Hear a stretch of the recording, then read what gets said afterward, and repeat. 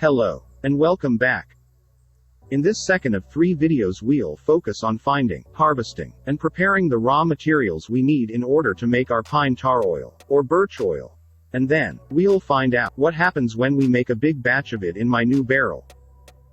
By the way, his name is Barry. Barrel. In the first video, we went over how he was made, and how to set him up. But now we need to fill him up. For birch oil, simply find a dead birch tree, and harvest the bark. That's assuming they grow in whatever part of the world you're in. If you don't know how to ID a birch tree, there's not much to tell you. They're white. Small sections of old bark can be peeled off living trees, without causing too much harm. But I mean, come on.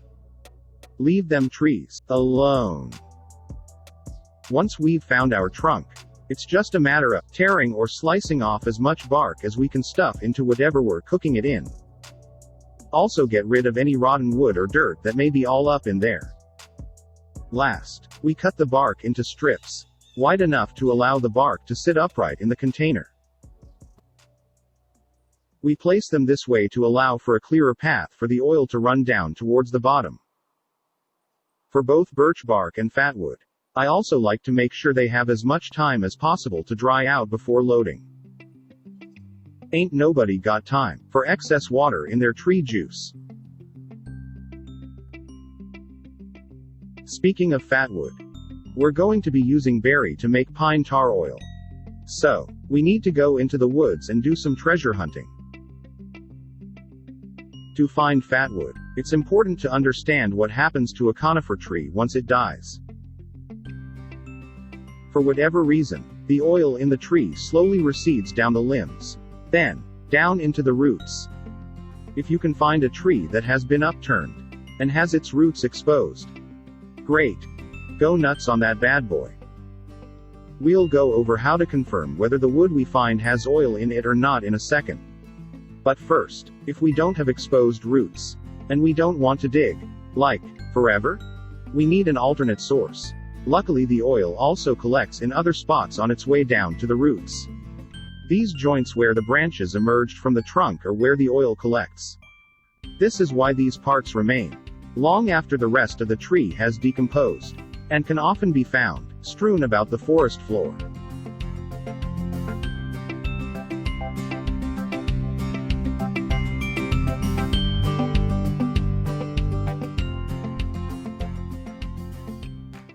If we're in an area with little nearby access to suitable terrain, we might want to just focus on finding a fallen tree, and performing surgery on it.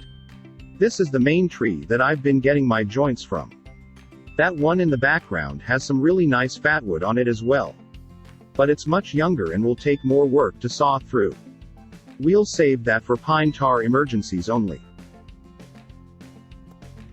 After poking the tree with a stick to make sure it's dead, we need to make sure there's oil all up in them joints by cutting off a little slice near the base. We're looking for reddish or amber hues in the wood, and the smell is unmistakable once we become familiar with it. It reminds me of incense or potpourri. Here are some shots of the joints I've already cut out. We can saw the nubs out at the base, but I like to cut a V into the tree and knock them out to get a bit more fatwood.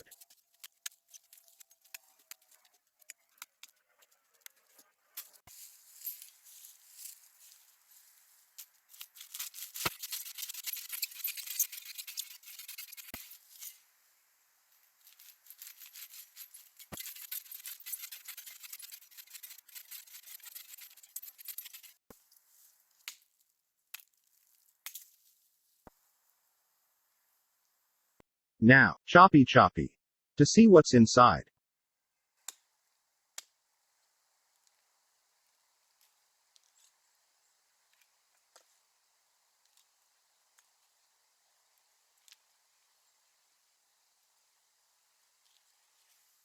Maybe not the most ultimate fatwood, but the colors and the smell tell us that there's definitely oil in there. It's fine.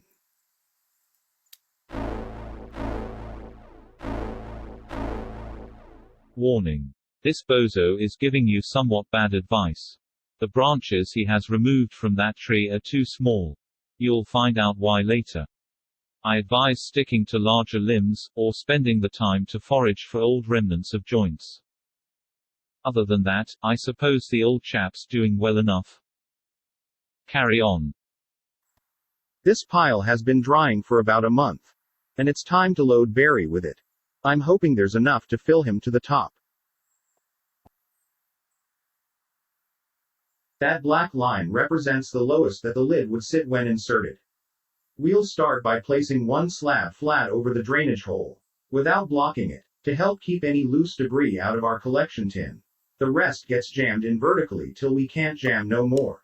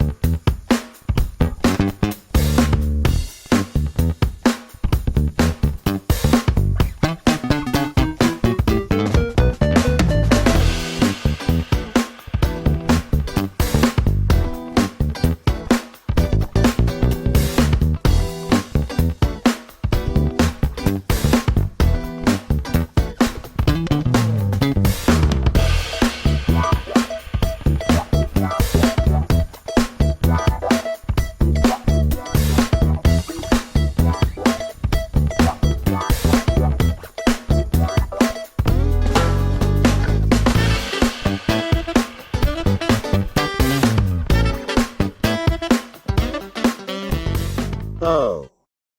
Looks like we're a few centimeters short. It's fine. Barry's gained some weight. Let's put him on the scale.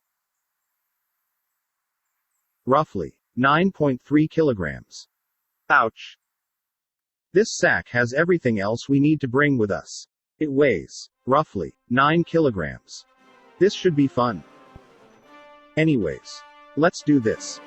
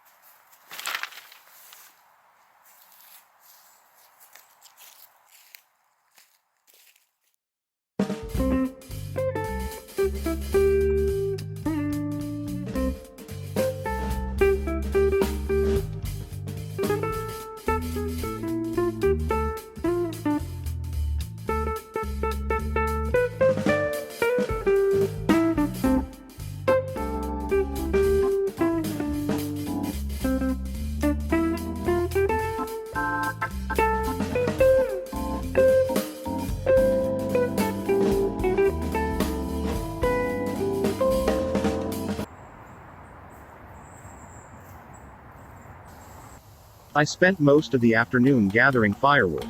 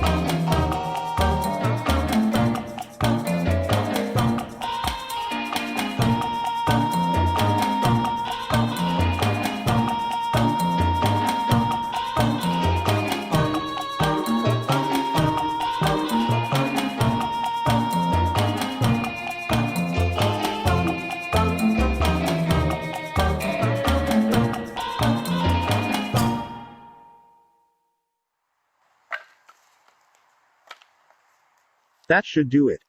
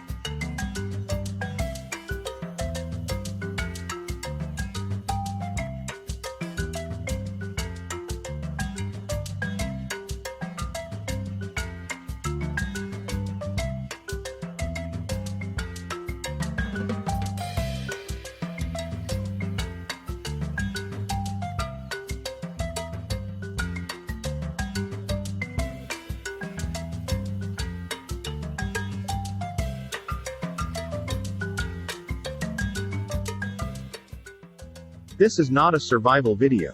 And it's been raining on and off every day for about a week. So we're using cardboard and newspaper to help us out.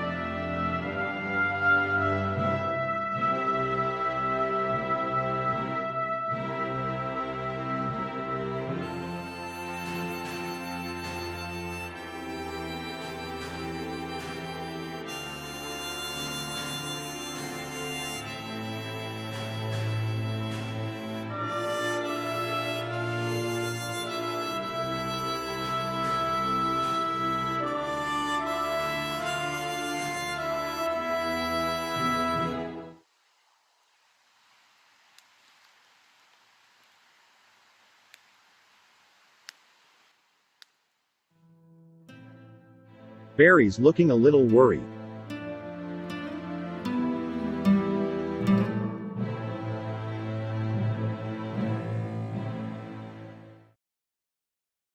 Here we can see the ignited wood gases pouring out of the venting holes and the gaps in the lid. We can actually harness this gas to be used as fuel, but that's a big project for another day. Hopefully.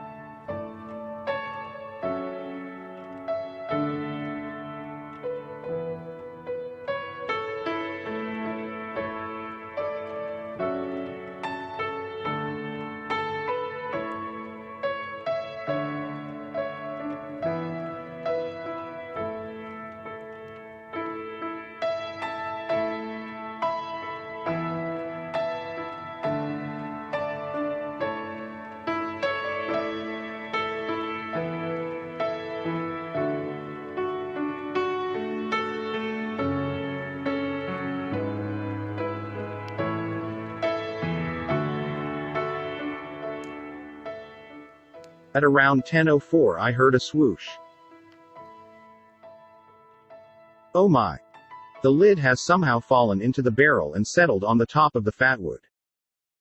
This is where the lid used to be. And this is where it is now. I guess the rock was too heavy. And the relatively thin, red-hot metal must have squeezed its way in. That's a little unfortunate. Although, it does seem to have fallen down pretty uniformly. And is still sealing off the fatwood from oxygen. His should hopefully continue to protect our charcoal from combusting into ash. I think it should be fine. Just fine.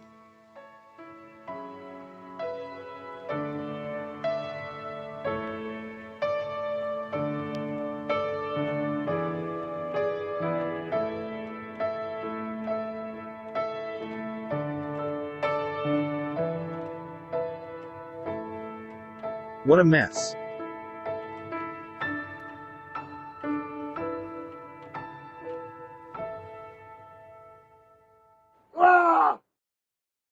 Now that the fire's been doused, we can remove Barry and see how much oil he's given us.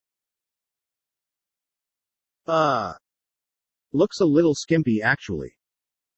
I thought there would be a lot more. Huh. What do you know? Oh well. We'll take a better look at it tomorrow. For now it's time to pack up and ditch this pop stand.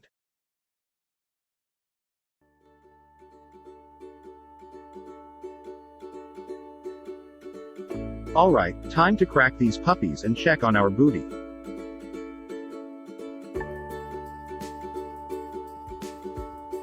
Barry doesn't look too hot. Our first task will be to see about getting that lid off to check on the state of our charcoal. Good thing we made that little handle.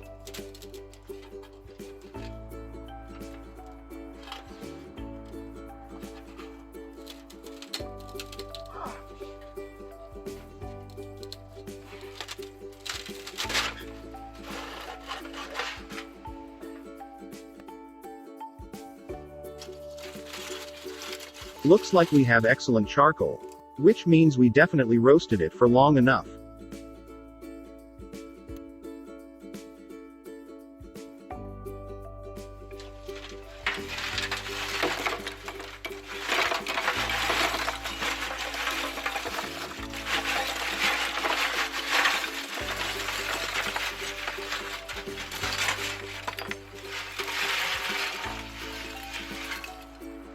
This will make excellent fuel for the smoker I'm planning on building. So we'll bag it and save it for later. Now that Barry's been emptied, we can inspect the bottom for signs of leftover oil. Looks like there's very little in there, which is good. The rest of Barry though, not so good. Pretty darn mangled. I think we should be able to repair him and put him back to work for us. But as for right now, it's time to see how much oil we've sucked out of him.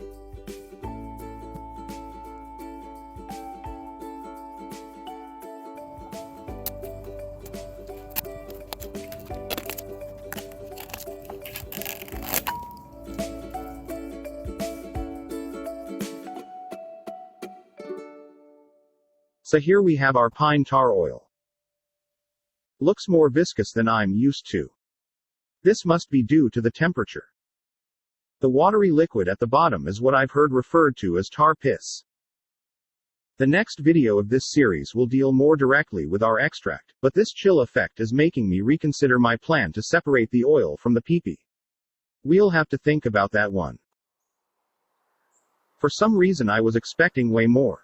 Which is probably due to me overestimating, and even more likely, having poor quality material. I did warn you, didn't I?